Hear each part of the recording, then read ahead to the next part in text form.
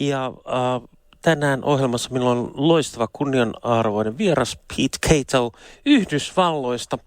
Ja täytyy sanoa, että tämä on sitten viimeinen kerta tässä lähetyksessä, kun suomea puhun, koska Peten kanssa meillä on tämä yhteinen Amerikan englanti, niin puhutaan sitten sitä tämän jälkeen. Mutta joo, Cato on pitkän linjan radio DJ, joka on aikaisemminkin ollut soittamassa niin kuin Venäjällä ja muissa Euroopan maissa sekä Suomessa ollut radioasemilla töissä. Hän on nyt täällä syyslomalla ja tuli Suomeen ja tavattiin tuossa ja mies on mukava kuin mikä. Cato, I just told you that you're from America, of course, and you've been a DJ around Europe in Russia, and here in Finland. Here in Finland, and what radio station where you're? When was that? When you were in radio in Finland? In Finland, that was 2015. I started. Oh, yeah, and when did you finish? I left in 2017. 17 years, 2 years. Wow, that's a long time. Yeah. So, was it Spirit FM or? Spirit FM. All right. Did 104.1. Yeah. If I remember right. Yeah. It's been a while. It's been a while, but I remember listening to Spirit FM for a while, and I like the radio. I like the radio channel. So, I think during your time over here, you made lots of friends and lots of contacts. Well, that's why I'm here. All right. Came back to visit friends. All right. So, thank you for coming over here. So,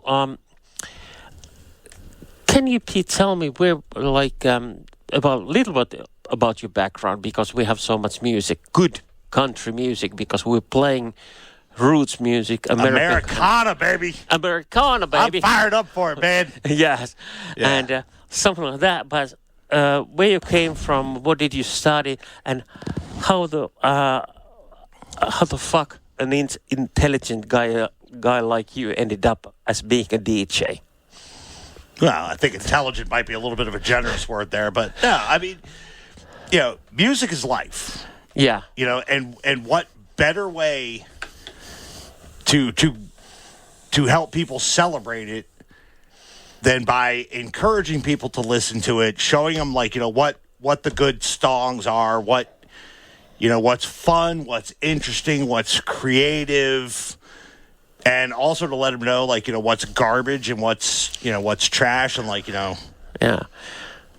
All right. Please don't listen to "Try That in a Small Town" by Jason Aldean. Yeah, don't talk about that. Unless you want to be an absolute racist piece of whatever. You can say it in Finnish radio.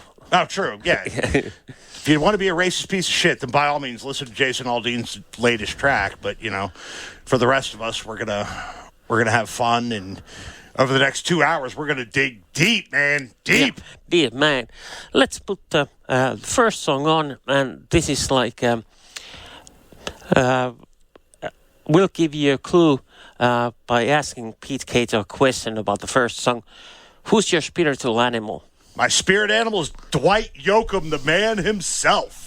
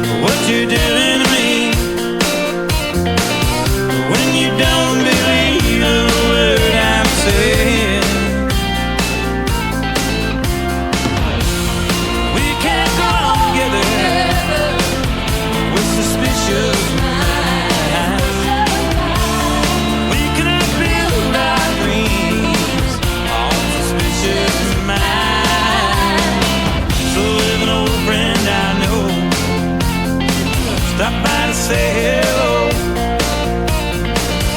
Will I still see suspicion in your eyes? Here we go again, asking where I've been. Can't you see these tears are real? I'm crying.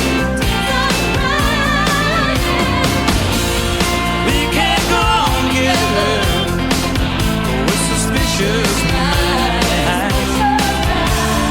We cannot build our dream on suspicious minds. Oh, let our love survive. I'll drive the tears from your eyes. Let's don't let a good thing die. Honey, you know I'll never lie to you. No, never lie to you. Yeah, yeah. Caught in a trap. I can't walk out because I love you too much, baby. Why can't you see what you're doing to me? When you don't believe a word I'm saying. Caught in a trap. Can't walk out because I love you too much, baby. Caught in a trap. Can't walk out because I love you too much, baby. Caught in a trap. Can't walk out because I love you too much, baby. So, Dwight Yoakam, man, seriously. You know, I swear to God, that is one of the best cover songs in history. And that's one of those very few songs that I think is actually better than the original. And I know a lot of people are going to tell me I'm going to hell for dissing Elvis like this, but I really think that Dwight took what Elvis was trying to do with that song and finished it up.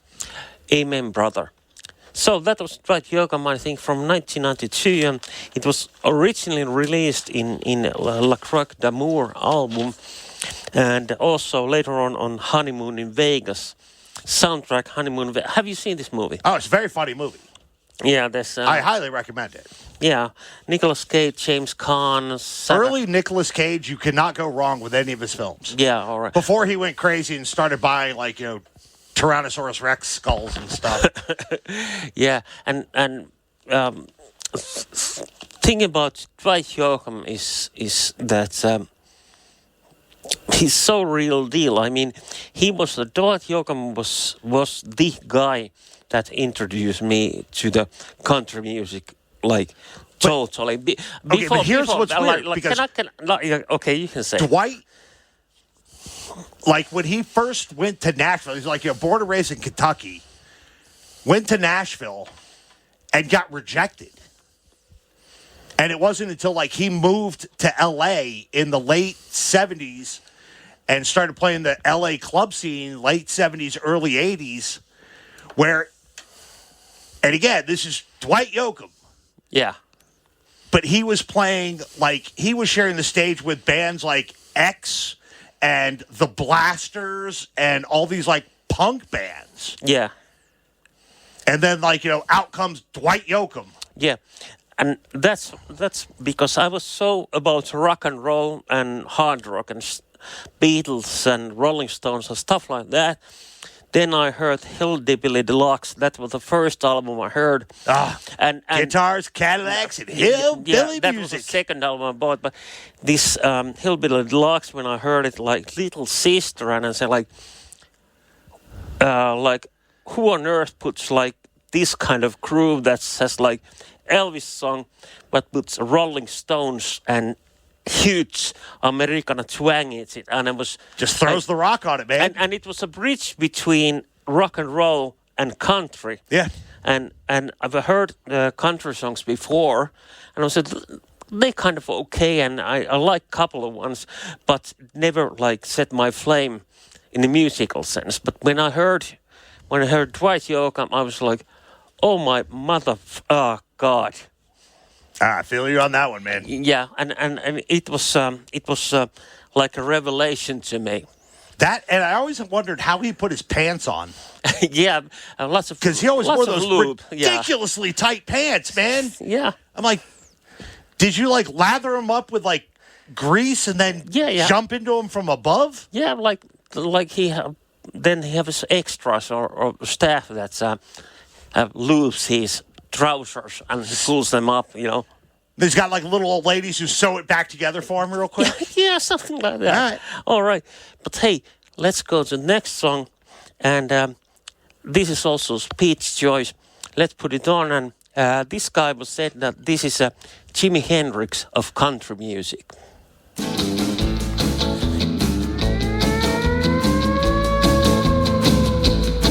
I got a star on my car and one on my chest, a gun on my hip and the right to arrest. I'm a guy who's a boss on this highway, so watch out what you're doing when you're driving my way. If you break the law, you'll hear from me. I know I'm working for the state. I'm the highway patrol. Well, you know me when you see me, cause my door's painted white, with my siren screaming and my flashing red light. I work all day and I work all night, just to keep a law and order, trying to do what's right. If I write you out a ticket, then you better drive slow. I'm just doing my job on the highway patrol. I'm the highway patrol, the highway patrol. My hours are long and my pay is low, but I'll do my best to keep you driving slow. I'm just doing my job, I'm a highway patrol.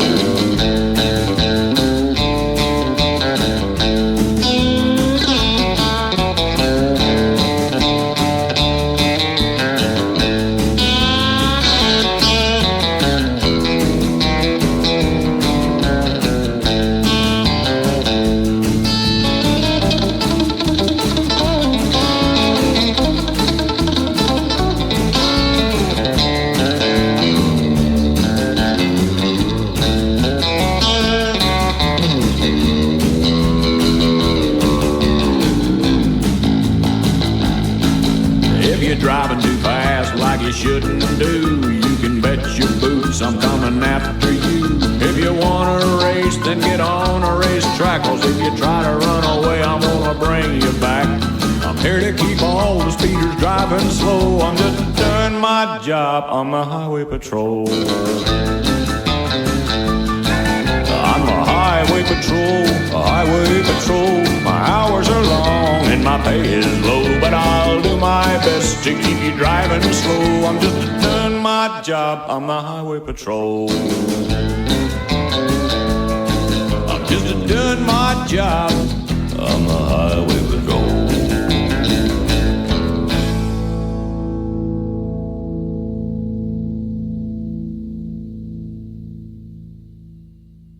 Yeah, this was Junior Brown, Highway Patrol, and I think that was 1993. You know what's fun? Junior Brown actually used to be a Texas state trooper. All right. Yeah. So when he decided to cover that song for Red Sovine, he really understood the lyrics. All right. Because he was living the life. All right. And Junior Brown is famous for his unique guitar playing. And before the song, I said like he's a Jimi Hendrix of country music. And he's amazing. Well, he's a big innovator because the instrument you hear him playing it's his own device, and it's called a git steel, and it's a combination electric guitar and steel guitar in one unibody that he designed and came up with because he was tired of switching between the two instruments while he was doing shows. All right. So it's just like, kind of bred almost out of laziness. But, you know, isn't that the mother of invention, is just trying to figure out lazier ways to do things? Yeah, well, maybe. But, yeah, I've heard this story that he builds his guitars still today, you know. He doesn't buy any brand, no Gibson, no Fender. He does his guitars by himself. Yeah. And that's ingenuity and that's intelligence. The guy's not stupid. But he makes great music, and I love the truck country sound in his songs. And where did you first heard of him? When I first hear of him, he used to be the house band leader at a place called the Continental in Austin, Texas, which was known for it was like the hot rod hangout back in the day. Like all the people would bring in like their 50s, 60s, and 70s muscle cars. Yeah. And this was like, the big place to hang out. And he was the house band leader. And somebody turned me on to him from there, and that has just, been true love ever since. Oh, right. Yeah, I have I don't know, more than 5 of his records. I always loved him. And especially in the 90s when I was really introduced to country music, all his Curb record releases. Yeah. I almost have all of them. And of bloody great guy. But see, with today's country music, I hate to call somebody like him. Like you in pop country when they mix. Yeah, it's garbage. Yeah, okay. It's absolute garbage. Yeah. But it just, when we talk about these great country artists now, I hate deferring to them as country because then people start to associate them with Morgan Wallen and Jason Aldean, all that pop country nonsense that's running around today. Yeah, and you know better than anyone over here because you're from U.S. and and of course you invented country music. Yeah. And whole popular music at itself, and thank you for that. And especially when and country begat rock and roll. Yeah, yeah. Because there was no such thing as rock and roll before until Alan Freed coined the term. Yeah, I know. And of course, everything before that was what people consider rock and roll was Elvis was a country artist. The Big Bopper was a country artist. Ricky Valens, they were all country artists. Yeah, well, wasn't there terms like rhythm and blues, a blues artists? Or something? Yeah, yeah, I've heard. Yeah, but see, back in the day, man, R&B was bad news, man. Yeah, because that was black people. Yeah, that was. And in the 50s, man, woo. Yeah, that was a no. No. In fact, Alan Freed had a successful TV show for a while on CBS. Yeah. And it was like a big, live music, and they'd play records, and they'd have dancing and stuff like that.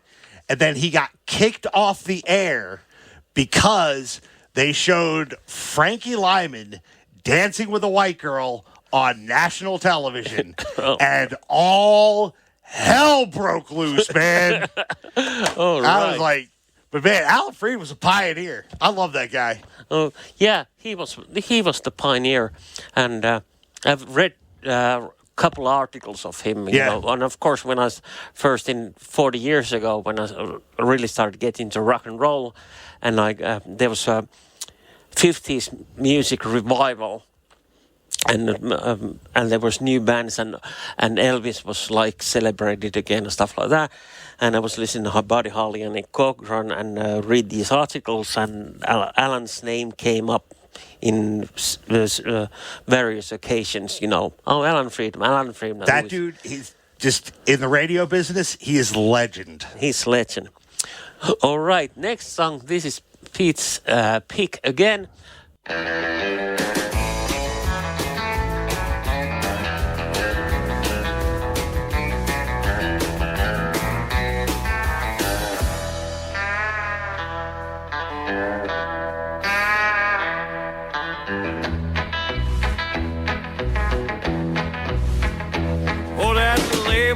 Said, son, now can you sing a little bit more clear? Said your voice might be too country next to what they've been here. Can you sing a little more about outlaws and the way things things used to be. Said you just worry about writing them songs, leave everything else to me.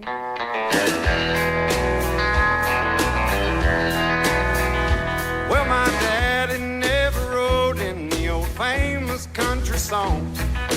Papa never stayed out raising hell with the Haggard Jones. But he raised a proud coal miner's daughter, and I'm proud to be her son. She told me, boy, I don't care if you hit it big, because you're already number one. And that's the way it goes in this day and age. Well, you ain't gotta read between the lines, now you just gotta turn the page. Well, the most outlaw thing that a man today can do is give a woman a ring, and that's the way it goes. Life ain't fair and the world is mean.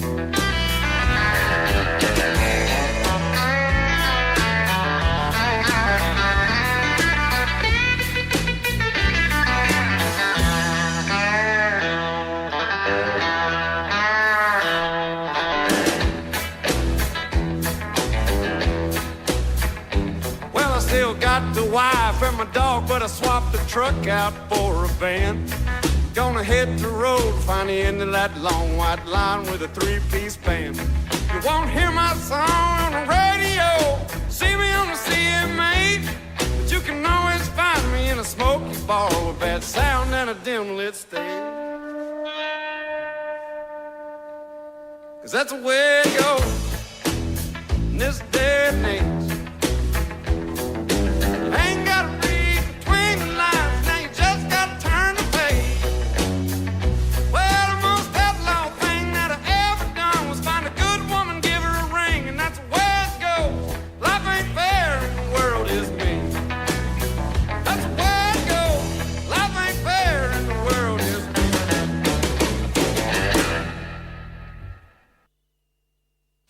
All right. Words to live by.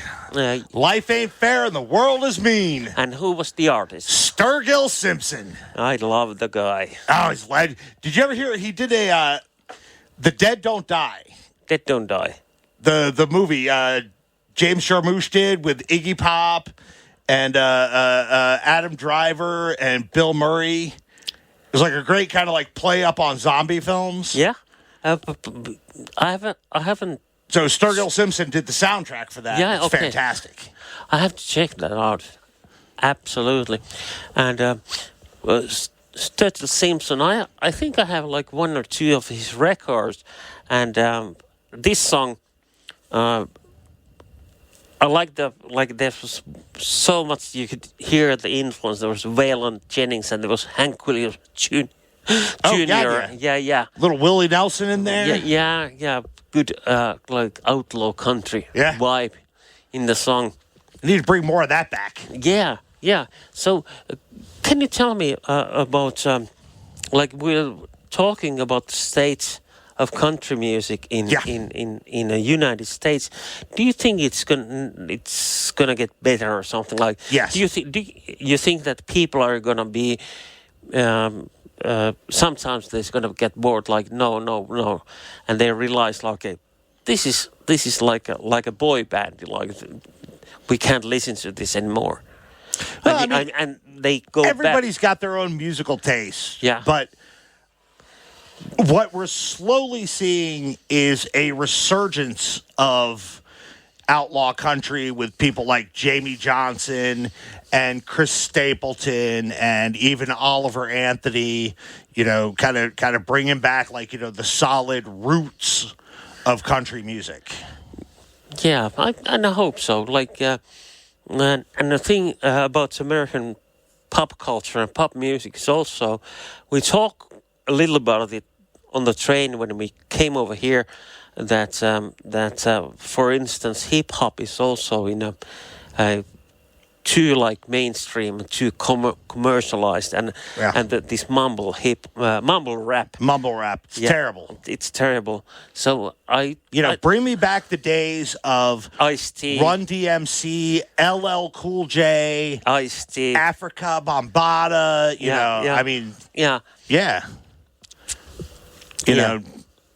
NWA and the Posse. Yeah, something back when it was like fantastic, man. Fantastic, fun, and important. Yeah, When it's, and they actually had a message. Yeah, they had a message. Not like Island Boys Today or something like that. God, that's terrible. The fact that they were even successful for a minute is really sad. Yeah, but shit things happen. But hey, let's put the next song on. This is also Pete's choice. Let's play the song and we just talk afterwards, okay?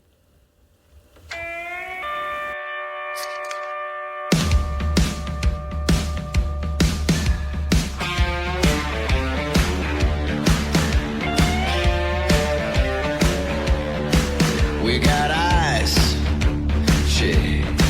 We got coolers, shit. We got cases of cold, domestic gold, just waiting on the sun to set.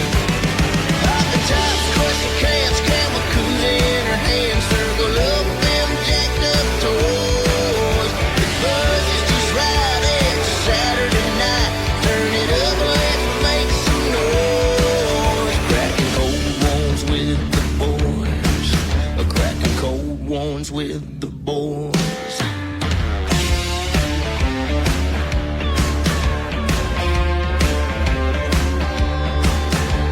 Tunes, shit. We got girls, shit. So come on, have another. We got Sunday to recover, and we ain't started yet. Oh, Papa Tops, crystal cans, camel cooler in her hand, circle up them jacked up toys. The buzz is just right, it's a Saturday night. Turn it up, let's make some noise. Cracking cold with the boys, cracking cold ones with the boys.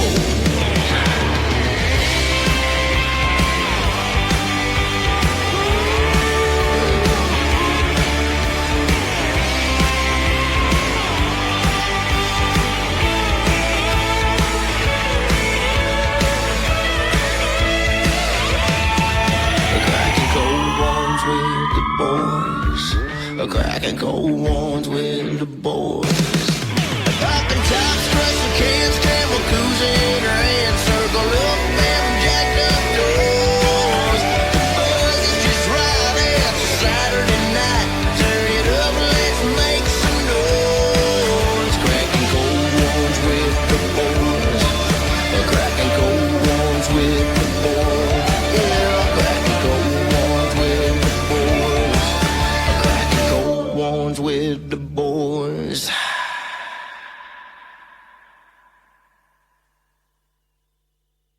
That was fantastic timing. Yeah, that was fantastic timing. And can you tell the listeners what we just listened to? What Cracking cold ones with the boys, the Cadillac 3. Again, that's one of the newer country acts coming out in the last, say, decade or so that are steering away from the pop country sound and taking it back to that kind of nice, fun, outlaw country. Yeah, that's great. And who doesn't like to crack a cold one with the boys? Yeah, who doesn't? That's a great one. Margarita kysyy täällä rooliloutassa, että onko tämä Samin Better Kates special suora vai tällainen. Hei, tää on ihan suora. Pete Cato on täällä mun kanssa studiossa. Pete, say hello to Margarita. Hi, Margarita. All right. What did Margarita write? He asked if it's like live broadcast or is this pre-recorded. Margarita, we are live on air right now. All right. So Margarita, stay online. Okay. I hope she likes it. Yeah. Oh, no. Who wouldn't like you? Margarita, write us back and tell us if you like it or not. All right. That's the big question. She will tell us. Okay.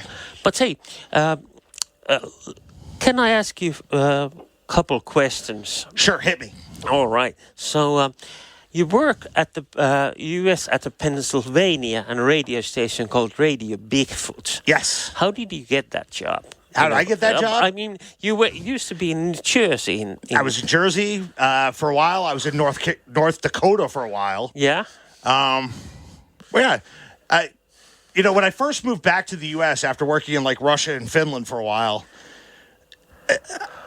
I was trying to steer away from being on either coast because that's where all the iHeart and Cumulus Media and Alpha Media stations are. They're just big, soulless, soul-sucking corporations that have forgotten what radio is supposed to be. All right. Okay. So, I started looking into smaller markets, and I started in North Dakota because, it's the Midwest. It's the heartland of America. Yeah. And that's where, and no kidding, but, people still live and die by radio there. Yeah. I mean, if you miss a weather report, people will call in because they need to know the weather. Well, yeah. Because it's all farm country there, too. It's all, corn, soybean, and cattle. But after a while in North Dakota, I was like, I can't live here anymore because it's terrible. It really is. It's an awful state. Oh, okay. I mean, some people there are really nice overall, but it's a very conservative state. They're very much God, guns, and country. Yeah. Yes. Yeah. So, yeah. But you got to Pennsylvania, and you got this Radio Bigfoot gig, and I heard that you won some kind of radio award. A very prestigious award, my friend. Can you tell me something about it? That was the Lewistown Sentinel Reader's Choice Award for 2023. We came out the big winners, which it's the Lewistown Sentinel Reader's Choice Award. So it's it's like being the tallest midget or the smartest retarded kid. Yeah. But it's also the station that had won it before us in 2022 and going back had won it 14 years in a row. Whoa. So they even already had their commercials cut thanking the listeners for voting for them. And then, and again, I don't know if your listeners are true believers in correlation and causation and all that stuff. But so this other station wins this award for 14 years in a row. And then Bigfoot Country hires me. And then we win the award. So, thanks to you, I would like to think so. So, you think you're the reason they won the award? I would like to think so. Oh, I would like to think my so ego also. My ego says it was. Yeah. So, maybe statistics and half say his also. job is ego, so I don't know. Yeah. All right. Hey, let's... Did we hear back from Marguerite yet? Sorry? Did we hear back? Oh, no. She probably tuned out because she doesn't like me. No, everybody Wouldn't be the first time. Dude, I have so many haters out there, and I'm okay with that. All right. You can't make everybody happy, man. Somebody will always be upset with something you say on air. Yeah. And the problem is the internet has given all these people now have a voice. Yeah. Thanks to the internet. It used to be back in the day, you had to look up the address of the radio station. You had to write a letter, put it into an envelope, buy a stamp, put it in the mailbox. Yeah. But now people fire off an email in a nanosecond. I want that guy canceled because he hurt my feelings. Something like that. But hey, let's put some next song. And this is the first time on this broadcast. It's my choice, but you okayed it. So let's put the song on the air and we talk a little bit more after that. Ashes to ashes, dust to dust, ashes to ashes, dust to dust.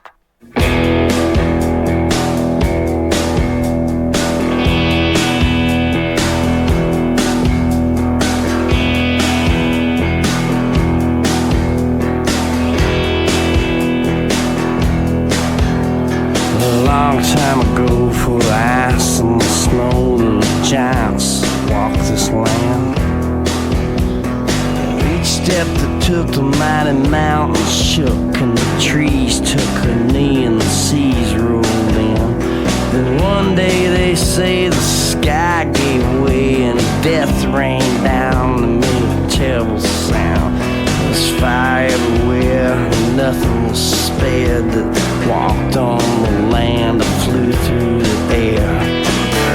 When it all was over, slated white claim with a touch. Their God stood and I saw it was good and said ashes to ashes and dust to dust. Ashes to ashes, dust to dust. Ashes to ashes, dust to dust. The seed gave birth and it crawled up on the dirt and stood up and took a look around. Said, I'm the next big thing. The gift that I bring comes directly from God, so ain't no holding me down.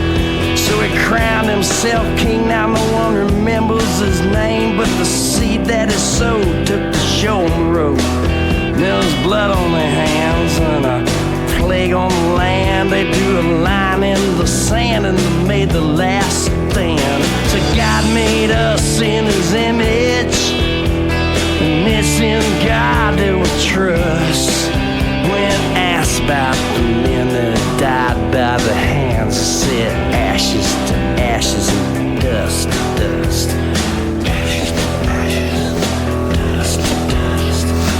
Ashes to ashes, dust to dust. Hey!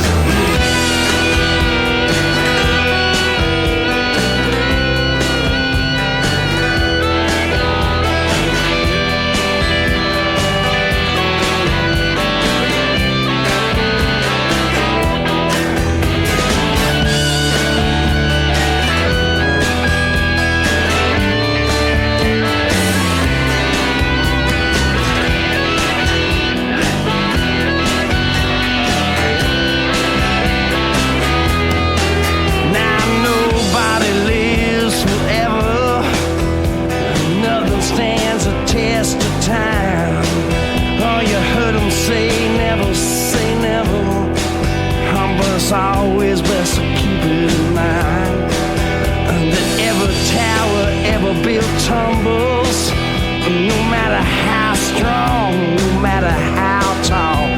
Someday even great walls will crumble, and every idol ever raised falls. Someday even man's best laid plans are lie twisted and covered in rust. We done all that we can, but it slipped to our hands, and it's ashes to ashes and dust to dust. Ashes to ashes, dust to dust. Ashes to ashes, dust to dust. Ashes to ashes, dust to dust. Ashes to ashes. Oh, that was my first choice, Steve Earle. And this was from 2002, from the album Jerusalem, a song called Ashes to Ashes. And this album is a concept album that deals America post 9/11, about emotional scars and what's happened after that. And this Ashes to Ashes also, this whole album is great. And but now, see, what I like, what Steve Earle did in that whole post 9/11 thing was almost the antithesis of what a lot of other country artists were doing at that time. As we're swinging through the late 90s, early 2000s, you're getting a lot of people like Toby Keith, for example. And so you're starting to get all these rah-rah, super patriotic, hand over your heart, salute the flag, and Steve Earle kind of took it in the opposite direction and took it made it gritty and real. Yeah, and on this album is also this John Walker's Blues, who tells about American guy who turns into Muslim, and I think they banned this song like they banned Dixie Chicks. Yeah, and they were furious. He got death threats and stuff like that. But Steve Earle is a great guy, and he was born in 1955, I think, and In my opinion, when we're talking about Dwight Yoakam, Steve Earle is next on my list. And if you can't listen to Dwight, listen to Steve. Steve Earle, and he has this raspy, deep, haunting, strong voice, and he writes amazing lyrics. Yeah. Really poetic. And this was my next question. I think in America versus Europe, I think Americans are better about maybe not maybe songwriting, but maybe doing texts and lyrics. You have these poets, people and artists who has always wrote so many amazing revolutionary songs. You have poets like Woody Guthrie, Bob Dylan, Leadbelly, even Robert Johnson. You have Bruce Springsteen, Jim Morrison, and Elvis. You know what else? You always have these solo artists that has these songs that tells and all the country artists that tell so personal stories. Yeah. Is it because your country has such a let's say tragic history or something like that? Probably. I mean, there is no more tragic history than the United States. Yeah. I mean, come on, our country is, less than 300 years old.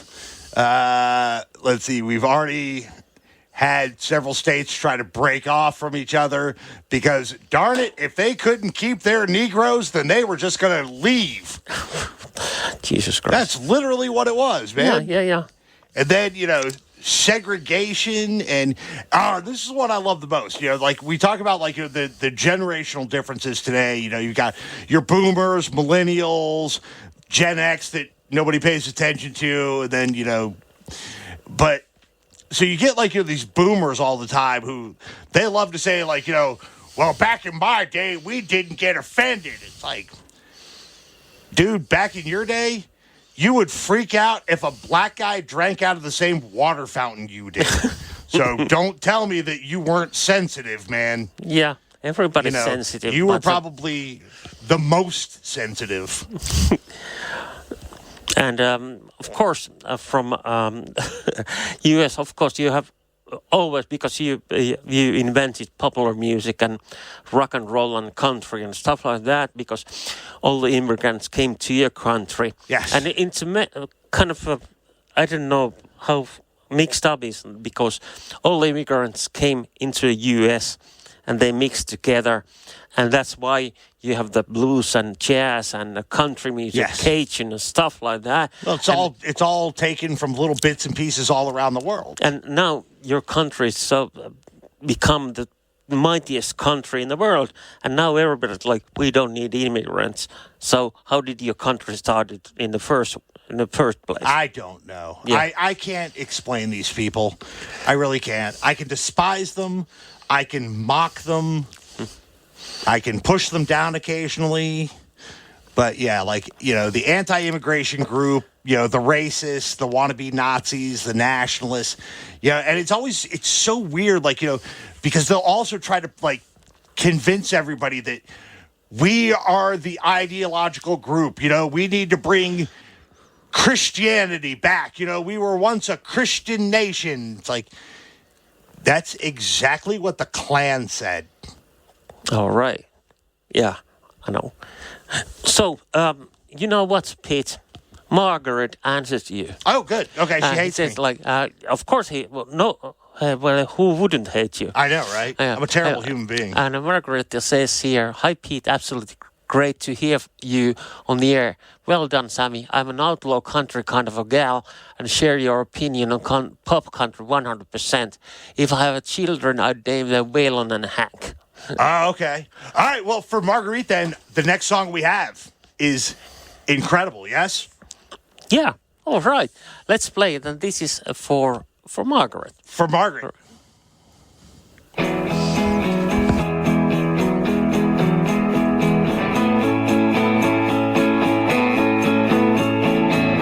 And in my head, you said, look pretty, you're so devious.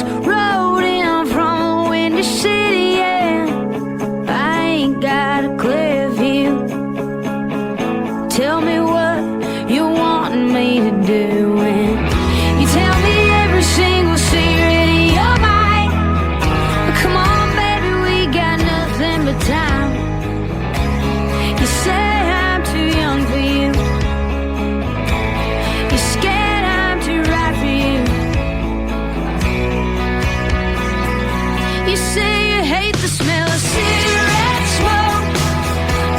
You only used to smoke when you drank. When you lived in Chicago and you were the windows. I wish I'd known you in your wilder days. Now here we go.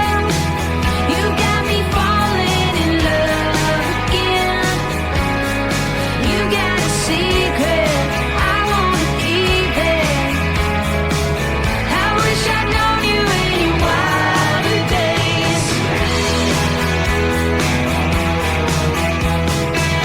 The way you move your hands across my body, I'm kissing you in a hotel lobby. Baby, I don't wanna lose this feeling. You're giving me something to believe in. And who were you before I knew your name? Were you drunk at midnight waiting for the train?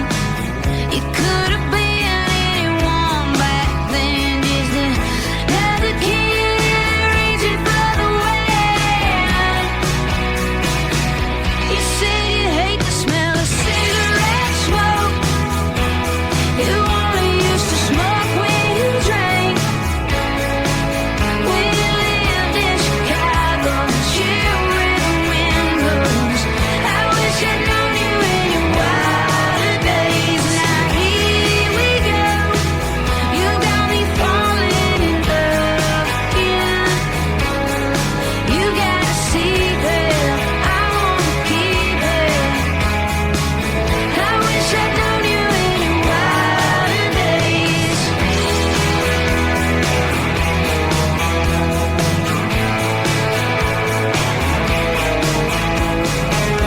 What were you like when you were a little wilder?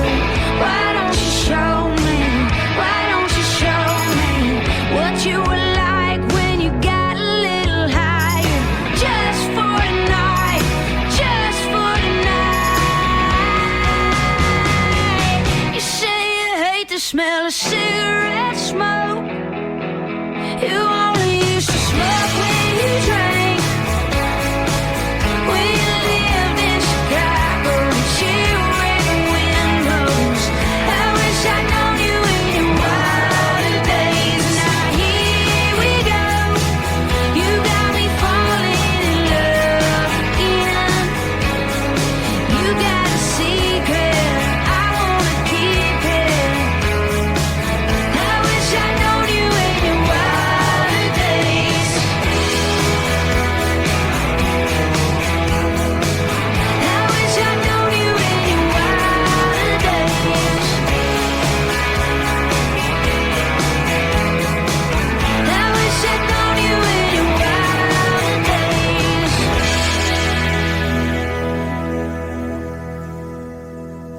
days. Tell me that woman's voice is not fantastic. That is great. That is Morgan Wade and Wilder Days from 2021, Yes. right? Yeah, And- she's a new singer, just, recently out there, but I mean, she is crushing it. And not only that, I love the message of that song. Who doesn't? Like, it's you've met somebody, but you're still in the party thing. Like, you're still like, let's go out and drink till 3 a.m. on a Tuesday. And then, like, you meet somebody and they're already settled down and they're like, oh, I like to be in bed right after Jeopardy or, whatever. And you're just like, I wish I'd known you back in your day. Oh, it's fantastic. That is fantastic. Middle age catches us all, though, eventually. Yeah. All right. So how about putting the next on? And this is Pete's choice also. Who's spinning next? Okay. This one, we actually should talk about this one beforehand. All right. This one. Yes. All right. Tell. Because, all right, first of all, may the legendary Tom Petty rest in peace. Yeah. He was an incredible artist. And I love him so dearly. And I saw him live once, and he was amazing. Yes. And I miss him every day. And now when we were, when you and I were talking about hooking up and doing the show together, one of the reasons I picked Petty was because, in the U.S. right now, we have a lot of this division between, the right wing and, you The know, left, normal people and, you know, wow. Yeah. You can say left wing. I call them normal people. Yeah, but but still. and again, a lot of it's drawn on, like, you know, the right wing is anti-immigration. They're let's, you know, call racists. Yeah. Because that's what they are. Yeah. You know, they're anti-LGBTQ plus. You know, and you can't talk to these people. You can't make it make sense for them anymore. Yeah, but if people are crazy and they're full of conspiracies, you can't tell them there's flat earthers and try to explain them like, yes, the earth is round. And you know, and they don't want to hear it. Yeah. But one of the big things that, like, the conservatives have adopted is they're really trying to bring back the Confederate flag. Yeah. And, you know, they'll give you that dumbass line of, like, you know, hey, it's all about heritage, not hate. To which, you know, my reply is, well, you know, I was born in the North, so anytime I go to the South, I can burn your house down because, you know, that's my heritage. It's not hate. It's just heritage. But we all know what that symbol has become. You know, it is a symbol of racial divide. Yeah. Paint it however you want. You know, call it heritage. No. If you're rocking a Confederate flag, you're basically saying that A, your parents are probably related by blood. B, you live in a trailer park. And C, you're an idiot. Oh, okay. You're a racist idiot for that. But now, getting back to the point of Tom Petty. When Tom Petty first dropped this song and this album, one of the big signatures of his show was, like, he had, like, a big Confederate flag in the background. Yeah, this was the early to mid '80s, though. Okay, mid '80s. So it was a more innocent time at that point, you know, because that's when a lot of people considered that flag to be heritage, when they didn't really understand what it stood for. Yeah. It was more like, you know, a fashion statement that said, like, you know, I'm into Southern rock. Yeah. That's what the Confederate flag like meant. Lynyrd Skynyrd. Yeah, late 70s, early 80s. If you had a Confederate flag T-shirt on, it said that you liked Lynyrd Skynyrd. Yeah. That's what it was telling the world. Yeah. But as time progressed and people started realizing what that symbolized, Petty pulled it from, like, all his merchandise.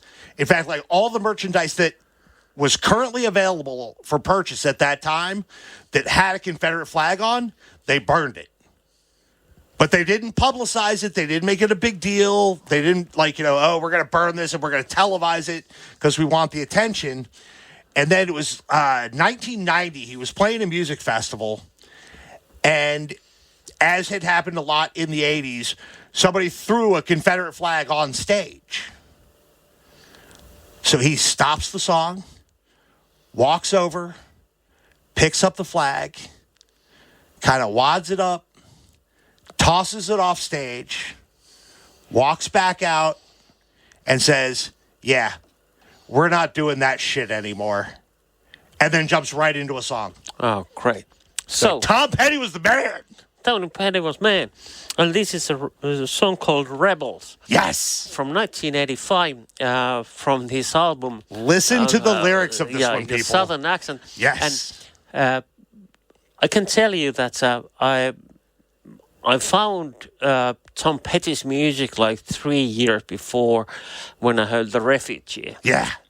And another great Petty track. Yeah, and I listened to, and of course I bought 3 of his records, and of course then you and his 4th record I can remember, but it's got You Got Lucky song, and I have all these records, and then somebody said, okay, Tom Petty has a new record. I was like, what?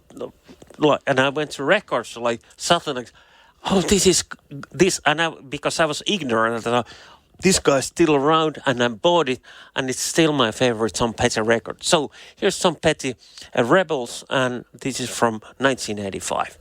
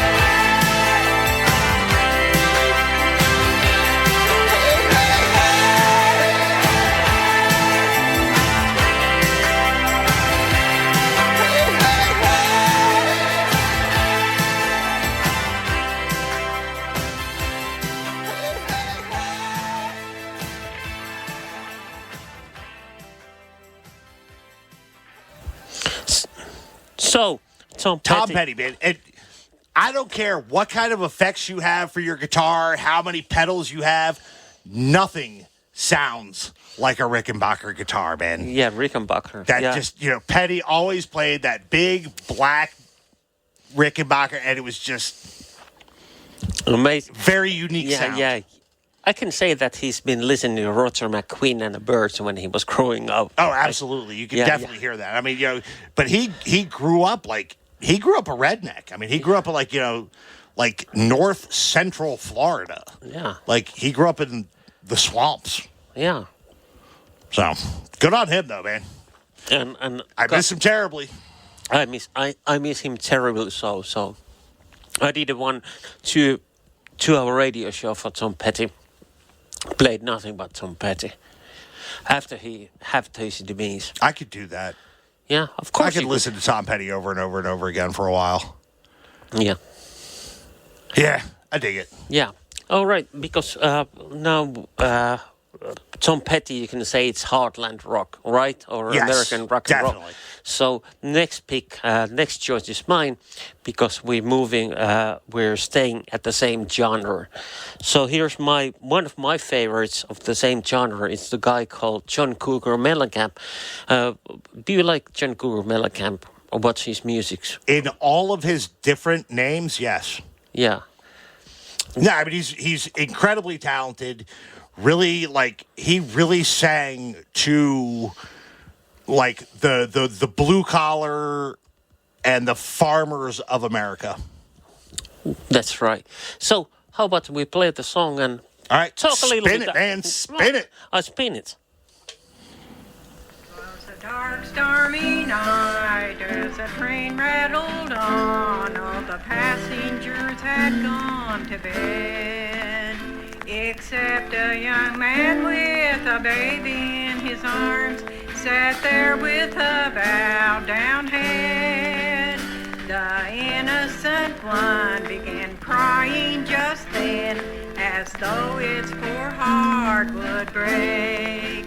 One angry man said, "Make that child stop its noise, for it's keeping all of us away."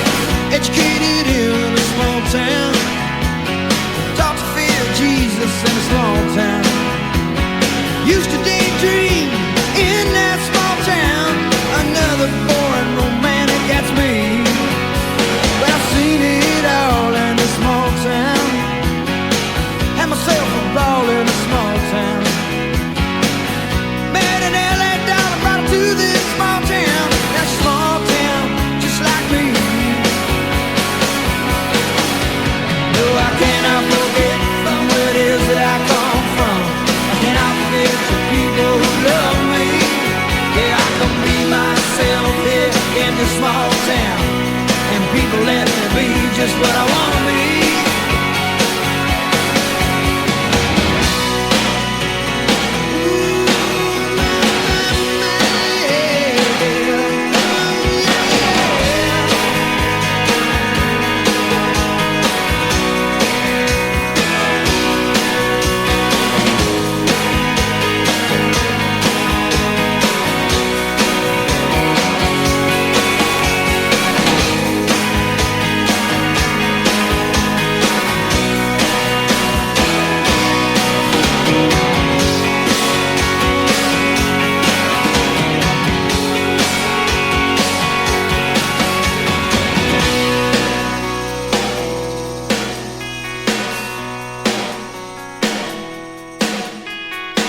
Got nothing against the big town. Still hayseed enough to say, look who's in the big town. But my bed is in a small town. Oh, that's good enough for me. Well, I was born in a small town, and I can breathe in a small town. Gonna die in a small town. Oh, that's probably where they bury me.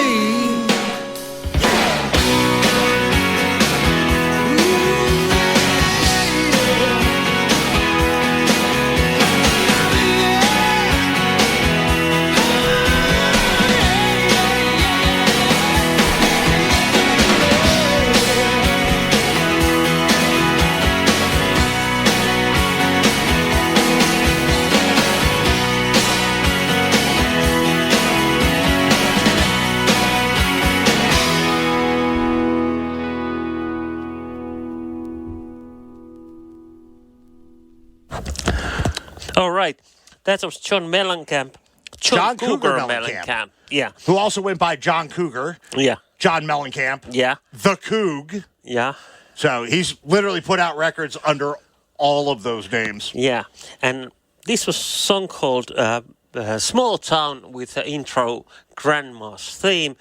And Mellencamp wrote the song about his experience growing up in a small town in Indiana, having been born in Seymour, Indiana, and living in Bloomington, Indiana, which at the time the release of the song was larger.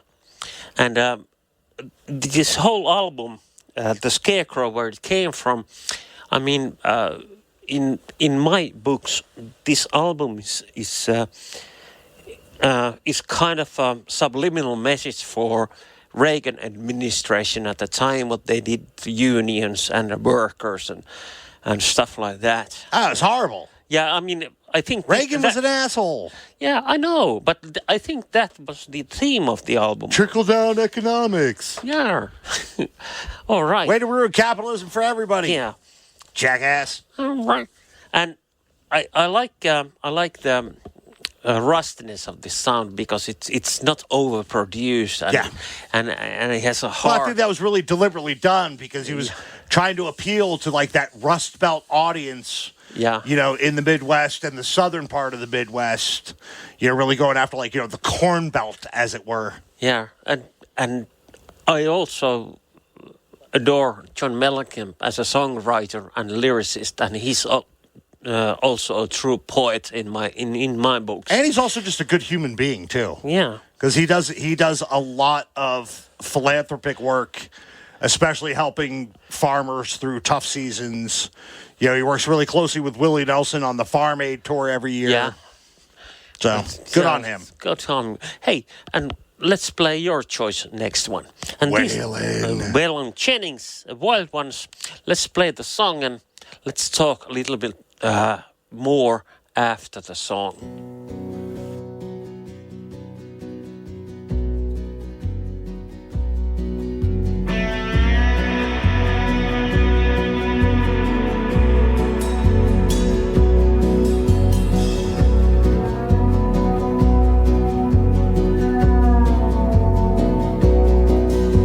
Straight out of nowhere and a little bit out of our minds,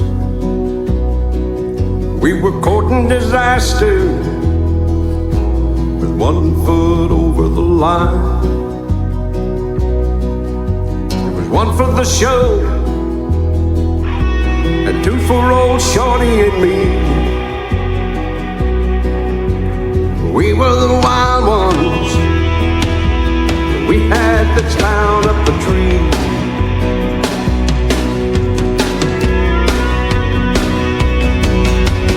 We were the wild ones, the ones they couldn't control. We were survivors, good hearts, body and soul.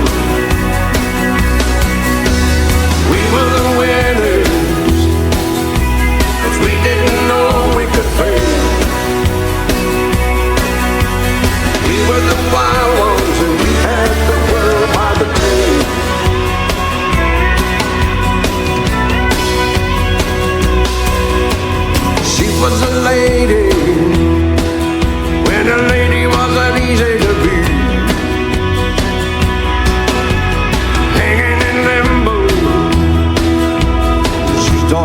hanging with me. We were the music, 'cause we had a song we could sing. We were the wild ones, we had the world on a string. We were the wild ones, the ones they couldn't control. We were survivors, good hearts, body and soul. We were the winners, 'cause we didn't know we could fail. We were the wild ones, had the world by the tail.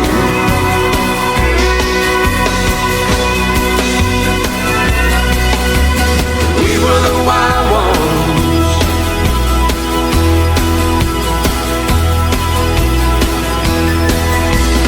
We had the world by the tail.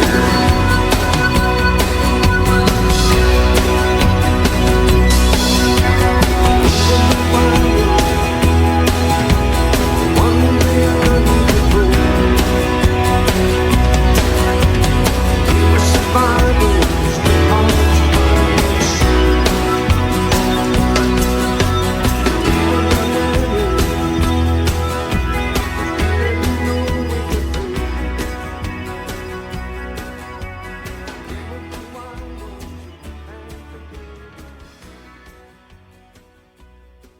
So, Waylon Jennings and Wild Ones, and this One of song- the original outlaws of country music. Of course. And this originally was published in 1975, but this was from Waylon Jennings' albums from 1994, Waymore's Blues Waymore's Blues. Part 2, and this version was made in 1994. What's so special about this song? I know Waylon Jennings is legend and special, but why this song? Why did he want to be played in this song, in this broadcast? Because he was telling everybody this was like the birth of the outlaw country movement, and he was trying to tell people that, you know, we're going to be taking country music back to what it used to be. You know, it's going to be, you know, cigarette smoking, hard drinking, woman loving. All the good things in life. Yes. All the good things in life. That's great. Hey, Pete, you got a message. Uh-oh. Tim Baseball says, like, hello, gentlemen. A great honor to listen to absolutely good music and most of all, interesting stories in between. Thanks. Well, thank you very much for tuning in. Do we have a name on that one? Timpa. Huh? Timpa. Timpa from Espoo. Timpa from Espoo. Timpa from Espoo. Thank you very much for tuning in, man. It's only going to get better for the next 40 minutes, I promise. Yeah, of course. Because we're saving the best for last, as always. Yeah, all right. But hey, let's put the next song on, and this is Margot Price, Hurting on the Bottle. How about this one? Let's play it, and we can chat, talk a little bit afterwards, okay? I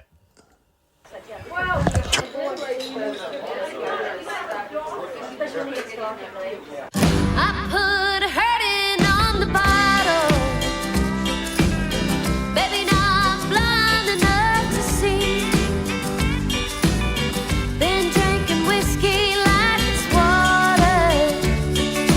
That don't touch the pain you put on me. I was fearing for the white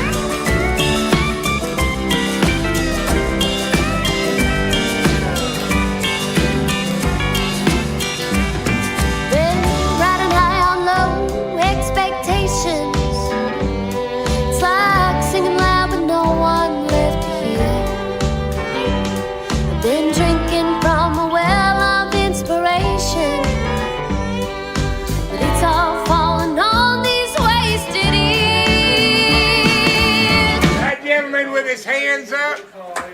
Just dropped a $100 bill and there's 50 beers for you all to share. I put hurting on the bottle. Baby, now I'm blind enough to see.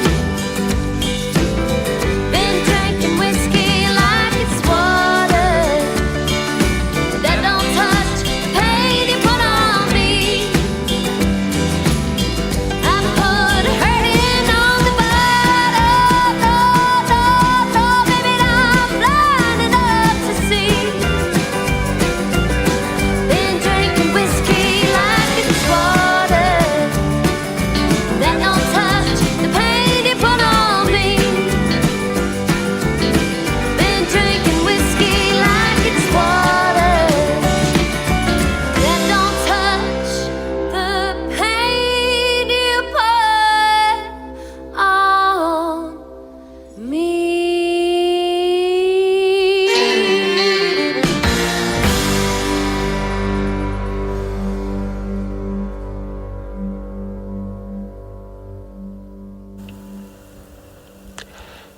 Margot Price, Hurting on the Bottle, right here on Roll FM.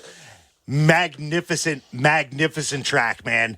I mean, Margot Price takes like the best of like Patsy Cline, Jesse Coulter, throw in a little Dolly Parton, little Joe D. Messina sass in there, and just she brings it. Yeah, and she totally. I don't know what to say. That sounds so like kind of a perfect. And her voice is also amazing. Just magnificent, man. Magnificent. The one thing that I really like about country music nowadays is that there's new like kind of a outlaw country wave coming because people are fed up with pop country. Yes. And they really want to go back to that original sound. Yeah. You know, and like no, we want. I saw once. Stop overproducing it. Stop auto-tuning it. Yeah, and just grab a guitar and play. And I see a meme once where the guy is holding a sign like singing pop music in southern accent doesn't make it country. True enough. Yeah, I know that. True enough. Yeah. And I feel like some of these artists tried to make it as pop singers. Yeah. And failed. Yeah. So then they just like rebranded themselves as country, threw a little twang on it, and it's like, no, that's you're still garbage. Yeah. And the thing is, one thing about country music also is what's really finally like won me over. Of course, I listened to Dwight Yoakam and Steve Earle, but really catching me on was the stories, especially the lyrics. I mean, I think the lyrics is the strong point of country music about experiences of life. Well, and this is how you define a true country or Americana singer is if you actually listen to the lyrics and you understand the story and you can relate to it, whether you're like, even if you're not an alcoholic, grew up in an abusive family, if you can understand the message that they're trying to convey, instead of just like, finding some hook that like, pop singers do and just repeating that over and over and over and over again. Yeah, I know. And sometimes, there's professional songwriters who write the stuff, and sometimes lyrics are kind of a cliche, and sometimes it doesn't seem plausible. Like you don't believe it, this guy's a kind of a fake, but when you listen to like Waylon Jennings or Hank Williams Jr. or something like that, but when happens that you find the real deal, because there's lots of imposters. Okay, well, like one of the things that we were talking about earlier was this is a great example of it, is this song that's kind of popular Well, I mean, it's popular with the right wing in the United States right now. It's called Try That in a Small Town by Jason Aldean. Yeah. But first of all, it's not even written by Jason Aldean. Yeah. You know, it was written for him. Yeah. And it's all about, like, you know, we protect our town with our guns, and if, you know, you come in here and disrespect the police, then we're going to kill you. You know, and then the worst thing is they shot a video for this in front of a courthouse that was used for lynching. That was used for a very famous lynching back in 1959. And then they're like, "Oh, well, we didn't mean that. We didn't know that." Did. Yeah, you did. Yes, I mean, let's be honest. But and this goes to the point of, like, you know, where they're just putting out formulaic music. Yeah. Because, like, you know, in today's climate, the person who wrote that song knew it would be successful because it's talking to the conservatives. It's talking to the bigots. It's talking to the racists. Yeah. And they're loving it. But if you go back and listen to some of Jason Aldean's older music, you know, he talks about, you know, getting out of the small towns. Yeah. He's actually got a song called Rear View Town. Yeah. And then he's got another song called Fly Over States, which is basically like, you know, don't go to the Midwest because it sucks. All right. So he's just, you know, and that's what I mean. I mean, his lyrics are full of garbage because, you know, he's got this one song that says, like, you know, small towns are where it's at. And then he's got two songs previous that are like, you know, get the hell out of a small town if and when you can, you know. So, yeah, whatever. Right. It's obnoxious. It's annoying. And again, it's literally just throwing red meat to the right wingers in the United States, to the Trump followers. All right. So we have like messages in the shout box. Roilota. You remember the beautiful lady Tatta Lo who was taking the pictures earlier on? You know, Tatta Lo says, like, out of auto-tune, music is music, and a smiley face. And Irene says, hello, Sami and Pete. It's so great listening to you and your stories and great music. Fantastic. Thank you for tuning in. Wait, who wrote auto-tune is okay? Out of auto-tune. Out of auto. Oh, okay. Yeah. Thank God. Yeah, thank God. Starting to get a little nervous there. Yeah, you feel a little bit unnervous. Take it easy. This is only a radio show. You're doing this hundreds of times. But let's put another Pete choice. Wait, what are we playing next? We play this and we... Oh yes.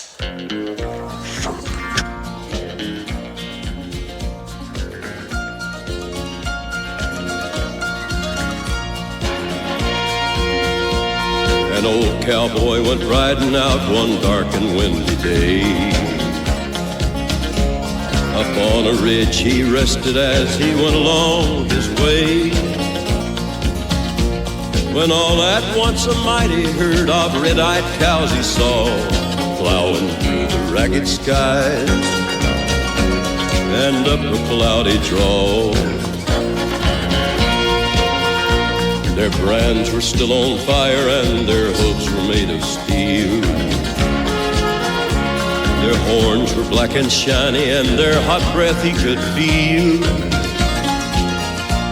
A bolt of fear went through him as they thundered through the sky, for he saw the riders coming hard and he heard their mournful cry. Yippee-i-oh,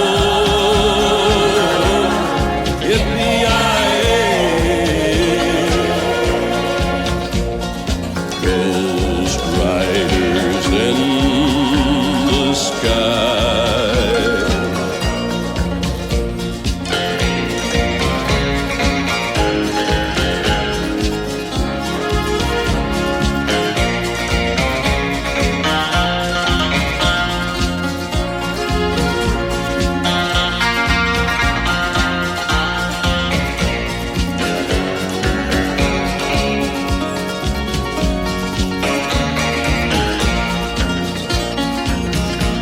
Their faces gaunt, their eyes were blurred, their shirts all soaked with sweat. He He's riding hard to catch that herd, but he ain't caught 'em yet. 'Cause they've got to ride forever on that range up in the sky. All the horses snorting fire. As they ride on, hear their cry. As the riders loped on by him, he heard one call his name. If you want to save your soul from hell riding on our range, then cowboy, change your ways. Today are with us you will ride, trying to catch the devil's herd across these endless skies. Yippee-i-oh, yippee-i-ay. Ghost riders in the sky. Ghost riders in the sky. Ghost riders in the sky.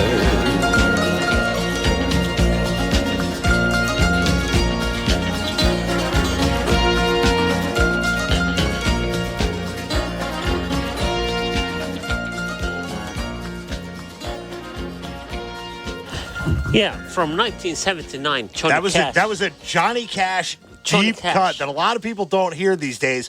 But what I love about that song is it literally paints a picture in your head. It's like a Sergio Malone, like spaghetti western. You can picture the guy riding into town wearing the white hat to save the damsel in distress because, you know, the bad guys shot her husband because they want to take her farm and put the railroad through it. Oh, it's magnificent. Yeah, it's so Western song. It's so like out of the soundtrack or something. And this is maybe the first country song I ever heard in my life. I don't know if this was this version or somebody else's, but Ghost Riders in the Sky, in my memory, is probably the first country song I ever heard. Oh, it's marvelous. And, you know, Johnny Cash's voice makes the haunting sound like it always has. So it fits so perfectly into this song. Cash is legend, man. I miss him dearly. Yeah. Like I miss Tom Petty. But I mean, you know, he was still, you know, cutting records. Yeah, and up until he died in his boots on, you know. Yeah, but at least he died of old age. Yeah, and thank God that he made these American recordings, and thanks Rick Rubin for convincing him to do it. You know, even like his last record that was all covers. Yeah, was, you know, I mean, when he covered Dirt by 9 Inch Nails. Yeah, and then Trent Reznor's like, I'm not going to perform that ever again live because Cash owns it now. Yeah. Like, and he ain't wrong, man. I mean, it's a fantastic cover. Yeah, that's amazing cover. So we have like 25 minutes left before Oona comes here and starts her own show. So how about put the next song? Okay. And then maybe if we're really, really nice and beg just hard enough, we get Oona to come on for like the last 15 minutes with us or something. Yeah. If we're really lucky. If we're a little lucky, or she hit... or if she's really bored. And she beats us both. And or she just wants to make fun of us on air. Yeah, something like that, you know. It's not hard. Yeah. Making fun of us is like, you know, hitting a crippled kid. Yeah, something like that, you know, and she can do it because she's smart and we're not. It's true. Yeah, okay. But hey, we can talk about that later on. Let's put the next song, and this is Pete's choice.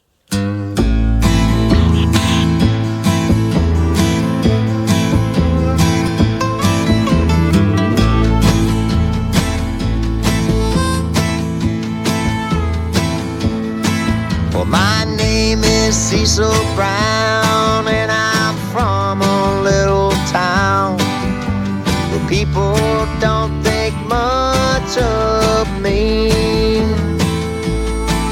I never understood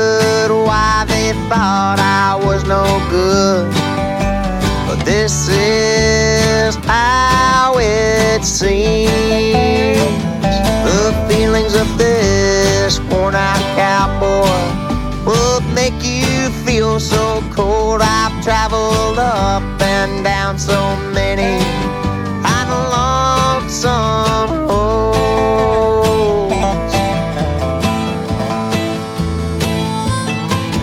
I once took the high road and it took me straight to hell, and I stayed there all by myself.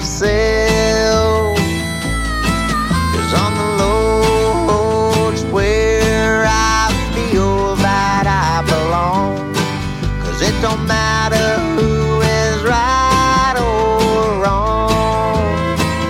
The feelings of this worn out cowboy would make you feel so cold. I've traveled up and down so many kind of lonesome roads.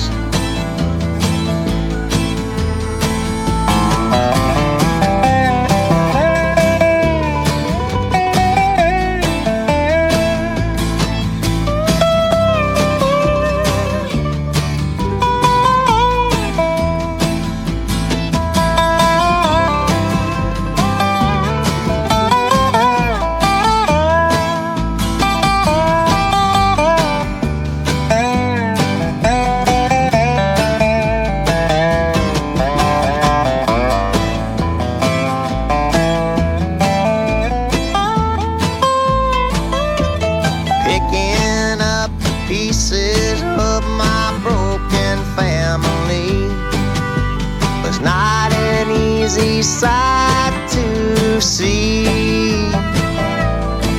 And as the leaves have changed, it helps ease the pain and suffering they left for me.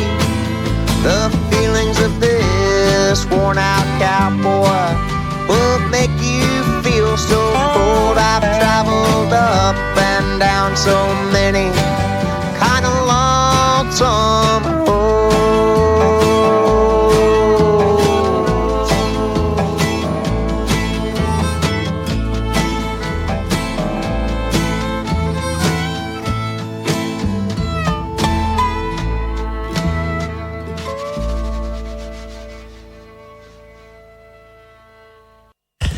Hank Williams third, man. Hank Williams the third.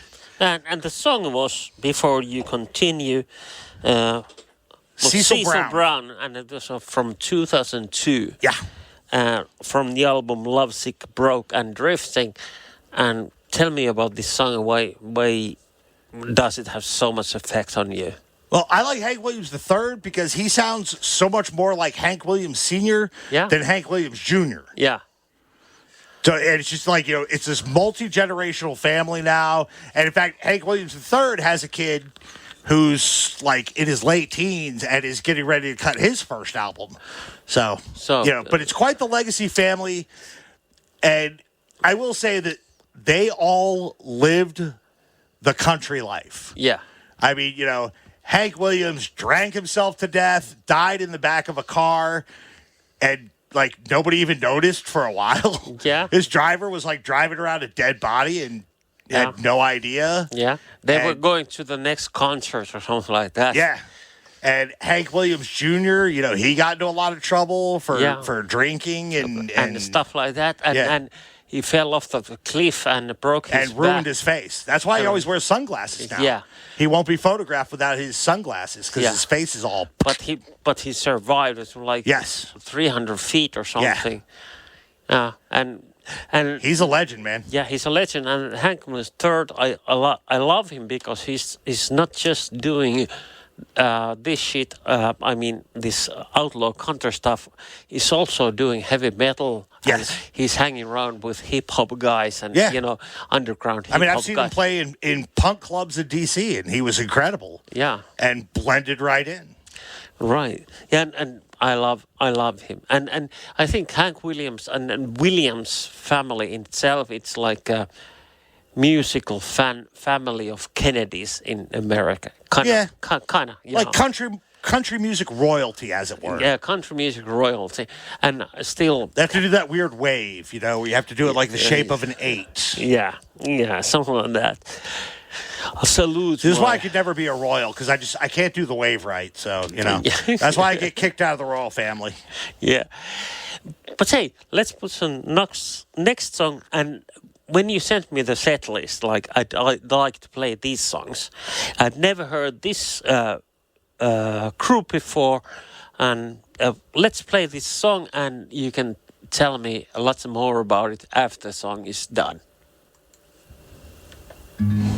I was a high woman and a mother from my youth. For my children I did what I had to do. My family left Honduras when they killed the Sandinistas. We followed a coyote through the dust of Mexico. Every one of them except for me survived, and I am still alive.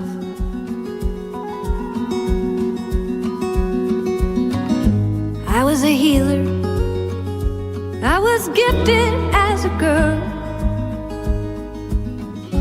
I laid hands upon the world. Someone saw me sleeping naked in the noon sun. I heard witchcraft in the whispers, and I knew my time had come. The bastards hung me at the Salem gallows hill, but I am living still. I was a freedom rider when we thought the South had won. Virginia in the spring of '61. I sat down on the Greyhound that was bound for Mississippi. My mother asked me if that ride was worth my life. And when the shots rang out, I never heard the sound, but I am still around. And I'll take that ride again and again and again and again and again.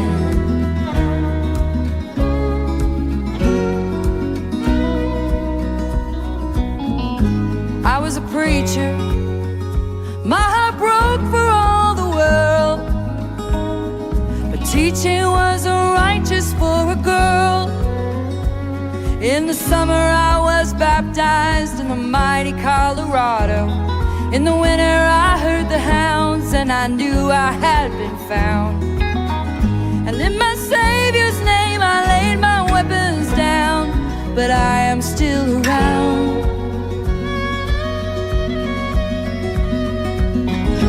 We're the highwaymen. We sing a story still untold. We carry the sons you can only hold. We are the daughters of the silent generations. You send our hearts to die alone in foreign nations. They may return to us as tiny drops of rain, but we will still remain. And we'll come back again and again and again and again and again. We'll come back again and again and again and again and again.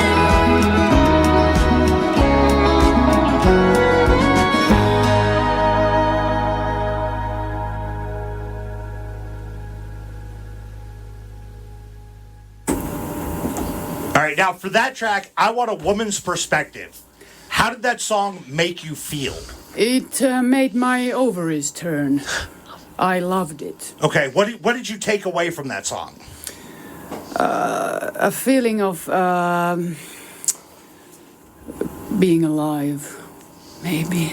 I really, really, really loved their voices. Okay. Who were they? The group is called the Highwaymen. Yeah. It's Brandy Carlisle, Yeah. Maren Morris, just all these like famous singers who got together and cut an album, and it's magnificent because this song was actually recorded by a group called the Highwaymen. Yeah. Back in the '80s. It was Johnny Cash, Chris Christopherson, Waylon Jennings, and Willie Nelson. Yeah, I remember. And the song that they did called "The Highwaymen," it's told from a perspective of people who died. Yeah.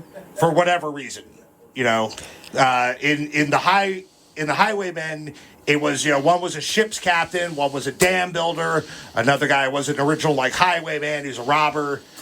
But in this one, they take what the Highwaymen did and flip it. They flip the genders and turn it into it's a feminist and civil rights iconic film, because each of the girls is telling a different story of who they were and how they died. Yeah. Okay. One girl said she was a healer, and all she was trying to do was make people feel better, but she got caught dancing naked in the moonlight, so they hung her at the Salem witch trials. And then another girl was obviously black, got on a bus going to Mississippi, and what actually happened was some Klan white nationalists opened fire on this bus that went to Mississippi, and people did actually die. So that the girl there, and it just kind of goes on like that. So it's just fantastic. But with the voices of these women, you could sing about taking a shit, and it would sound great. Probably yes. Yeah, probably yes. And it's thank you, Pete, for introducing me to this band. Oh, I will absolutely. I can close my eyes and just. They're fantastic. Oh, but I love the message behind that song. And Oona, your show starts in 10 minutes. We still have time for 2 or 3 more songs, and after that, Oona will be here and will be at your company for the next hour. But all right, then we're gonna have to skip down to the last 2 on the list. Yeah, have to. Okay. The last 2, 16 and 17. Okay. Let's put the next next song on, and we continue after that.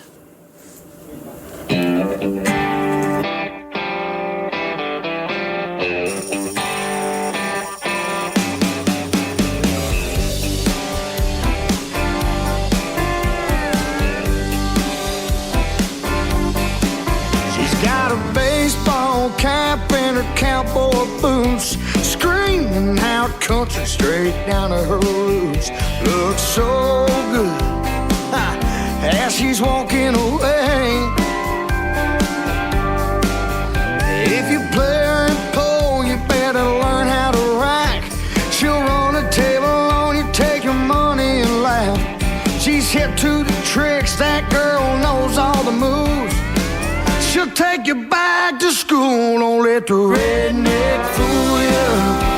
She's got a degree in long necks and honky-tonk philosophy. Got a PhD, take it from me. She's a legend you'll never forget, don't let the redneck fool you.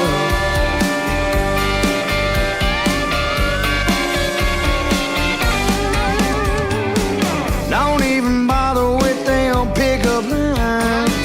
She's probably heard them about 1,000 times. Oh, no, that ain't the way to go. You can buy her a drink, go on and ask her to dance. Maybe you can do it, nobody can. She'll make you feel like you might stand a chance. Don't count your chickens, yeah, don't let the redneck fool you. She's got a degree in long necks and honky-tonk philosophy. Got a PhD, take it from me. She's a legend you'll never forget, don't let the redneck fool you. Play that guitar, son.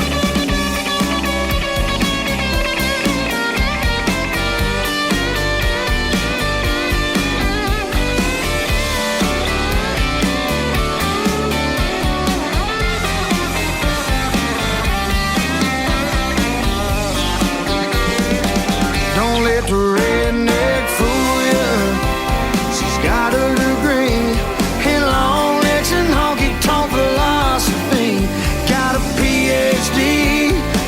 it from me. She's a lesson you'll never forget. Don't let the redneck fool you. She's got a PhD. Better take it from me. She's a lesson you'll never forget. Don't let the redneck fool you.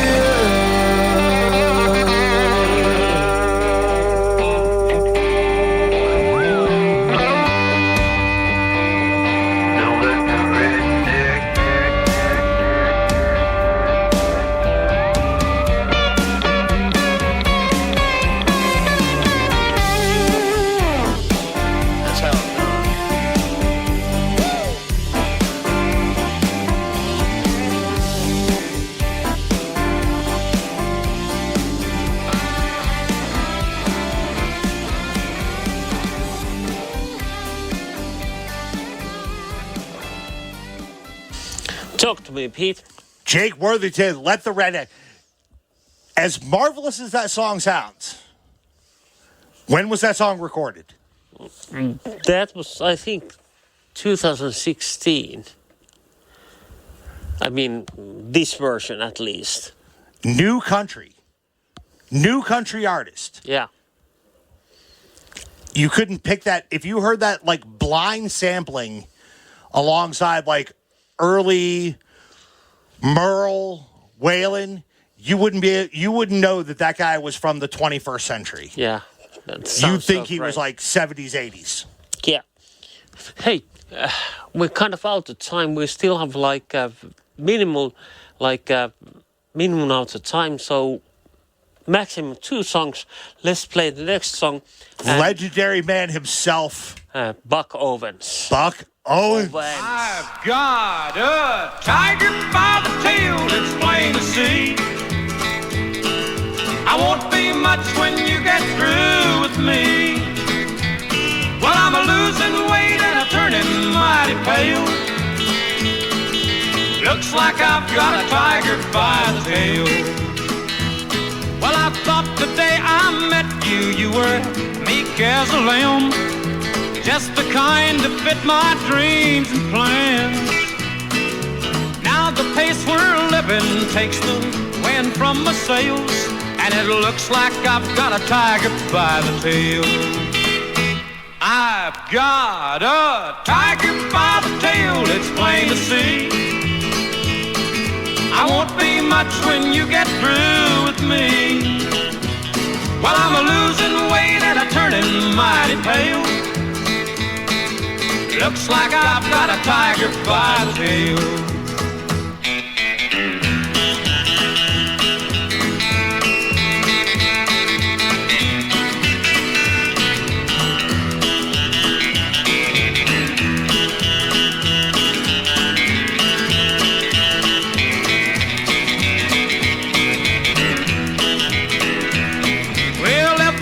You drag me where the bright lights are found.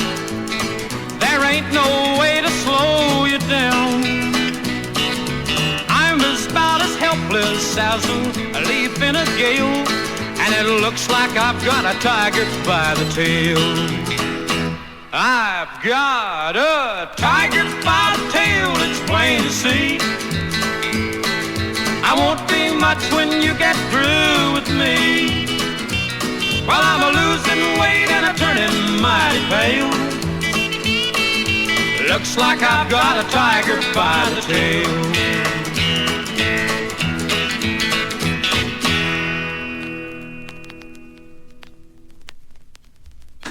The legendary pioneer of the Bakersfield sound, Buck Owens, man. Star of Hee Haw as well. Yeah. Which is where I got introduced to him, because I had to watch Hee Haw with my Nana when my mom was working on her PhD, going to night classes. And without Buck Owens, there wouldn't be Dwight Yoakam. There would be no Dwight Yoakam. And there would be no Hank Williams III. There'd be no Chris Stapleton. There'd be no Jamie Johnson. Yeah, he was actually one of the great ones, the Bakersfield sound, and what's an influencer on country music. And country music, like my late brother said, to country music, it all ends up to the country music. Yes. Yeah. So I'd have to say I have to thank all to my listeners, all the comments. Thank you for being with us in last 2 hours. This has been a really wild ride. Thank Pete, Cato, USA, Pennsylvania.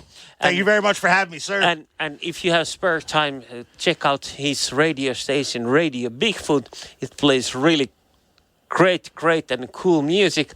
And the last song we're going to play to you is El King, X's and O's. Fun fact, you'll like this one. Do you know who Rob Schneider is? The actor? Yeah, yes. Did you know he has a daughter? No. Not only does he have a daughter, she's cut records. Check this out. This is Rob Schneider's daughter.